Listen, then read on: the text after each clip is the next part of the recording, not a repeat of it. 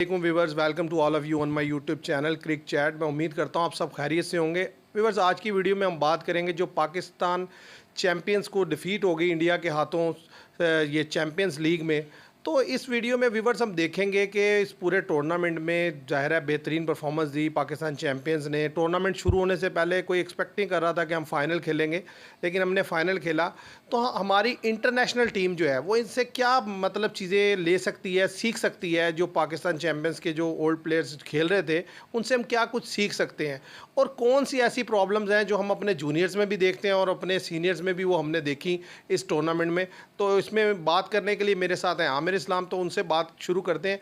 वो इस पर बात करें कि मतलब चैम्पियंस लीग से क्या पॉजिटिव हम सीख सकते हैं हमारे जो इंटरनेशनल प्लेयर हैं। देखा जाए तो पहले तो ये एक फ्रेंडली लीग के तौर पे सामने आई, तो इससे मतलब ये तो नहीं कि कोई बहुत ज़्यादा ये कोई कंपैरिजन करने वाली लीग है एक दूसरे के प्लेयरों से। लेकिन आप ये कह सकते हैं कि हर चीज़ में, हर लीग में, हर मैच में कुछ सीखने को मिलता है।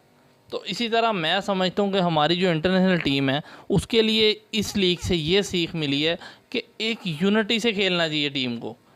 प्लेयरों को एक जान होकर खेलना चाहिए, यकजान होकर खेलना चाहिए, और टीम में आपके पास स्ट्रेंथ होनी चाहिए। आपका मिडल ऑर्डर हो, आपका टॉप ऑर्डर हो, आपके पास बॉलर अच्छे हों, आपकी बैटिंग स्ट्रेंथ अच्छी हो, ऑलराउंडर हो आपके पास, तो ये चीज़ होनी चाहिए टीम में। और टीम को एक जान होकर खेलना चाहिए। मतलब हमें चैम्पियन लीग में जो हमने देखा, पूरी टीम, बेशक सेमीफाइनल और फाइनल में हमारे प्लेयर रन नहीं कर सके, लेकिन नज़र आ रहा था कि टीम एक जान होकर खेल रही है। हमने देखा कि मतलब प्लेयर रन्स करके दे रहे थे, लोअर ऑर्डर के प्लेयर ने भी रन्स करके दिया हमें। तो ये देखने वाली चीज़ है, हमारे इंटरनेशनल प्लेयरों को इससे सीखना चाहिए। और दूसरी चीज़ अगर मैं देखूँ कि नेगेटिव इसका जो हमारे इंटरनेशनल टीम में भी नज़र आता है और हमारे जो चैम्पियंस हैं पुराने, उनमें भी ये चीज़ है, आज भी उनमें ये चीज़ नज़र आती है कि नॉकआउट स्टेज का या मुश्किल मैच का प्रेशर नहीं हैंडल कर पाते ये। और हमने देखा भी सेमीफाइनल में भी ये ऊपर से 3-4 विकेटें जल्दी गिर गई हमारी। इस तरह फाइनल में हमारे प्लेयर रन नहीं कर सके और बड़ा स्लो खेले हम। फाइनल में 156 रन किया, जहाँ पे कि 250, 230, 240 रन बन रहे थे। तो ये हमारे लिए एक इशू है। बेशक ये फ्रेंडली लीग थी, लेकिन ये इशू तो है कि हम प्रेशर नहीं हैंडल कर पाते। व्यूअर्स, इसमें तो कोई शक नहीं कि यानी कि ज़ाहिर है नॉकआउट स्टेज पर जाकर ये हमारी प्रॉब्लम है। लेकिन बात यह है कि चलें, इससे हम एक चीज़ तो हमारे लड़कों को सीखनी चाहिए, वो ये है कि अगर आप यूनिटी से खेलें तो कम से कम लीग स्टेज पे तो आप बेहतर परफॉर्म कर लेंगे। अब यहाँ तो मसला ये होता है, जब हम बुरी परफॉर्मेंस देते हैं तो पहले राउंड में ही बाहर हो जाते हैं। तो अगर आप अच्छी परफॉर्मेंसेज दें तो कम से कम नॉकआउट स्टेज तक तो हर दफ़ा पहुँचने की कोशिश करें, और पहुँचे। इंडिया इतने अरसे में वर्ल्ड कप नहीं जीता था, तो लेकिन वो वहाँ तक पहुँचता ज़रूर था। तो इसी तरीके से हमारे लड़कों को चाहिए कि वो कम से कम सबसे पहले तो यूनिटी लाएं। और मैनेजमेंट के लिए ये ज़रूरी है कि वो ये देखें कि जिस तरीके से ये टीम कॉम्बिनेशन था, हालांकि ये लीग कोई लीगों में लीग नहीं मैं समझता इसे, लेकिन इसमें यह है कि अगर आप इससे सीखें तो ये है कि जैसे इंटरनेशनल टीम है हमारा तो उसका मिडल ऑर्डर ही नहीं है। हाँ जी। अब यहाँ पर देखें, यूनुस खान और मिसबा उल हक मिडल ऑर्डर में थे। एक ऑस्ट्रेलिया के खिलाफ उन्होंने मैच निकाल के दिया आपको, और एक मैच जो है आपको सेमीफाइनल यूनुस खान ने निकाल दिया। तो अब लेकिन इंटरनेशनल टीम में आप देखें, कोई मिडल ऑर्डर में आपके पास कोई प्लेयर है जो आपको मैच निकाल के दे। आपकी 3 विकेट गिर जाए तो आपका कोई चौथा लड़का नहीं होता जो रन करके दे। तो यहाँ से ये सीखना है कि भाई मिडल ऑर्डर अपना डेवलप करें।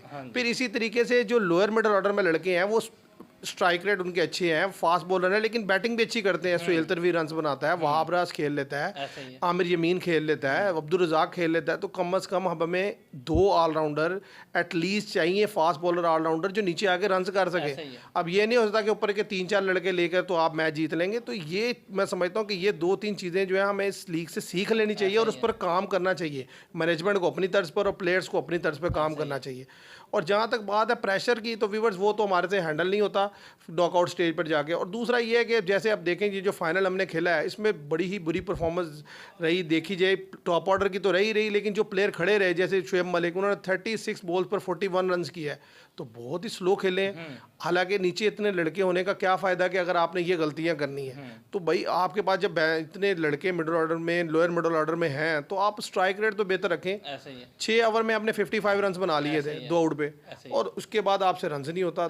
आप अगले 8 ओवर में कितने रन बनाए? 8 ओवर में 37 रन बनाए और 2 विकेट डाउन कर दी, यानी कि 14 ओवर्स में 92 रन बनाए इन्होंने सिर्फ। तो इस तरह तो मतलब गेम अवेयरनेस इसे थोड़ी कहते हैं। मतलब शुएब मलिक को अगर गेम अवेयरनेस नहीं है तो फिर किसे होगी?